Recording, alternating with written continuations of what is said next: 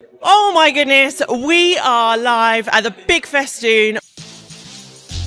This isn't just any normal conference. This is a show. If you truly want to be a business that is out there, that is going up, is growing, is a bit weird, wacky, and actually embraces all of that about yourself, the Big Festoon is something for you. We're going to give you a glimpse inside, and don't worry, we're going to tell you how you can be at the next one. Closed mouths don't get fed, and there is not a closed mouth in this room, I can guarantee it. It's a wrap. Hello and welcome back to the Big Festoon October Spooktacular 2025. I am joined by the sensational Vicki. Hello. Hello. How are we doing? I'm good, thank you. Thank you for having me on. Oh no, thank you very much for joining me. So Vicki, for those that don't know, tell us who you are and what you do. I am a psychic business strategist, and I use my gifts to tap into people's business to save them time and earn them more money away from traditional business strategies. Psychic business strategy. That's like my brain immediately. I'm like, where are we at with that? How does this work then?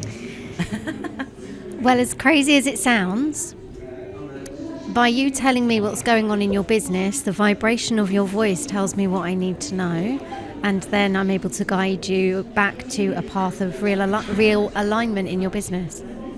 Wow. So how did you get into doing that? Well, it wasn't in the plan, and it just kind of happened. So in my first business, I was able to just tune into what the client needed. I didn't have the skills in copywriting or PR or media, but I just leaned in and went, you need X, Y, and Z. This is what we're going to do. And this one particular client came to me and she asked me to just type up this PR piece. Mm-hmm. And I read it and went, that's a bit shit. I was like, I'll type it out because that's what she's asked me to do. But I was like, I'm going to have to do something else with this, but I have no idea what I'm doing in terms of real estate. So I tuned in, I channeled everything that she needed, but I didn't know I was channeling at this point. I just thought I was being creative with my writing. And anyway, so I sent off the one that she wanted, and she then sent it back to me. She went, that's a bit shit, isn't it? And I was like, well, I kind of thought you might say that. So I did a Blue Peter moment and went, here's one I created earlier. So she read it and sent it off. She was made up with it, and it basically went on the front page of the papers, got her onto TV, radio and everything just from that one piece that I channeled for her. But it wasn't until like 8 years later when I realised that I was even channeling. I was like, no way did I just channel that. And at that time, so when I was in my admin business, I couldn't understand why my staff couldn't do what I was doing. Like, what do you mean you don't know how to connect to the client? You just do that and you just feel into what they need, you know? Yeah. I thought everybody did that. I thought that was normal. No, apparently not. So my poor team, I had these expectations of what they could do, and they couldn't because they weren't me and they didn't have my gifts and my skills. And I was like, but I didn't know I had those gifts and skills either. So it was really, really complicated. And then as like time went on and evolved and I opened up to energy work and started transforming my life, I mean, the doctor said I'd be in a wheelchair by the time I was 40 and I'd be on painkillers and, you know, everything else. And I went, screw that. No, found a different way. And through that, I found energy work and started opening up, and then started realising how empathic and intuitive I was. You know, I can pick up on people's pain. I can pick up on, and I internalise it as my own. Well, I'm feeling this, therefore it must be mine. No, it's not yours at all. It was theirs. It's everybody else's, but you're just picking up on it because you're such a sensitive channel for other people.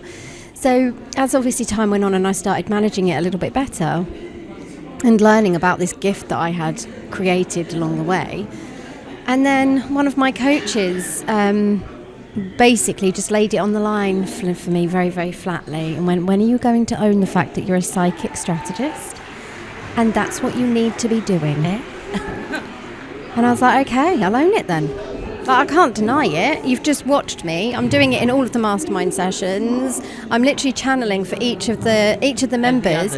I'm coming in to learn from you guys, yet I'm the one doing the work. So it was just a case of Just own it, go and do it, go and change lives, and that's exactly what I do. So I don't just do business strategy, I do energetic realignment. So if you've got something going on within you, I will feel it and I will know, okay, right, we need to go and shift that energy out, we need to access this, and I just go into like a full body recalibration. And then I go, right, so strategy-wise, the reason why it wasn't working before was because X, Y, and Z, and now we need to go and do... And people watch in mesmerisation as I do this, and it's really crazy. But yeah, I can literally change lives in 15 minutes. Holy moly.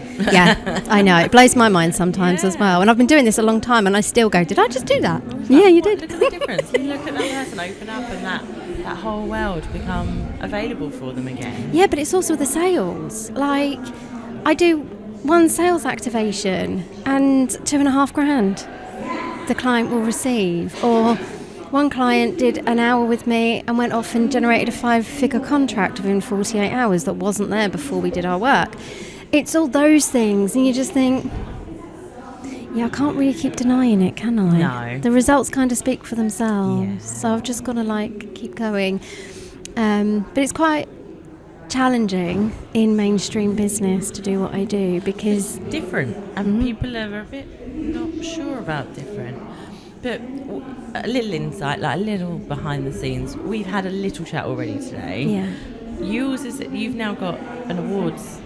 I have, as yeah. well, that you saw again another open market and said, why are people not being celebrated for their ability?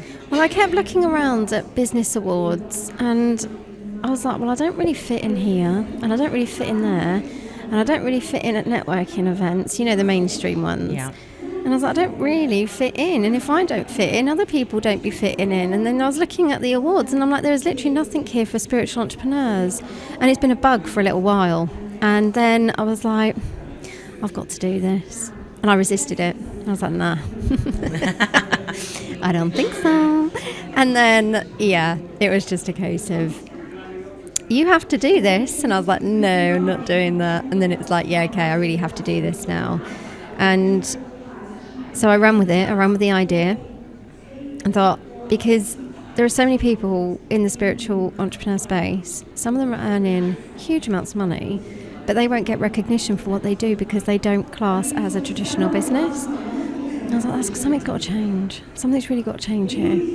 So through doing the Business Ascension Awards, I received emails from, well, one specific email which really gut-wrenched me into, shit, I've really got to go through with this now. I can't pull back. I got to keep following. Absolutely. And the email was, in 30 years of business, Vicki, doing what I do, changing lives, transforming stress into wellness, empowering bodies, I've never been recognised for the work I do. In 30 years. Like, I could never imagine that. I could never...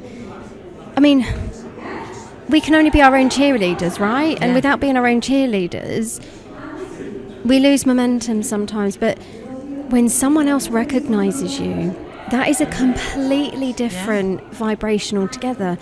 The frequency, the empowerment, the love and the acceptance, the validation to some degree. And some of these nominations that were coming through, they've just never had it. And I thought, if nothing else, I've got to do this. I've absolutely got to do this. And on the night of the awards, we were like so shocked because we weren't prepared for the amount of emotion that was going to come through. I mean, there's been 10 winners in 2025, and we are taking it bigger into our second year and into 2026. So our next event's going to be on the 9th of July, and it will be in East Yorkshire again, but we're making it more accessible. So you don't have to attend the event if you don't want to participate in nominations, and you don't even have to live in the UK. This is a global award. This is definitely going to be international. I can't guarantee global at this stage because there's a lot of time slots to fit in here, but ultimately, we are going internationally with this. This is so exciting. We're going to grab all those details, the details of the awards and everything. We're going to put them in the show notes below. If you are in that spiritual world and you deserve your recognition, I'm telling you, you deserve the recognition. So enter, apply, come along, get the recognition you deserve. 'cause Absolutely. So there's nominations space for you. will open in January again. And yeah, we'll just play it by ear and see what happens. Who knows? Who knows where it's going to lead? But you just got to take that step sometimes and just keep moving forward, haven't you? Absolutely. Vicki, thank you so much for joining us. Thank you so much, Rachel. It's been a pleasure to chat with you.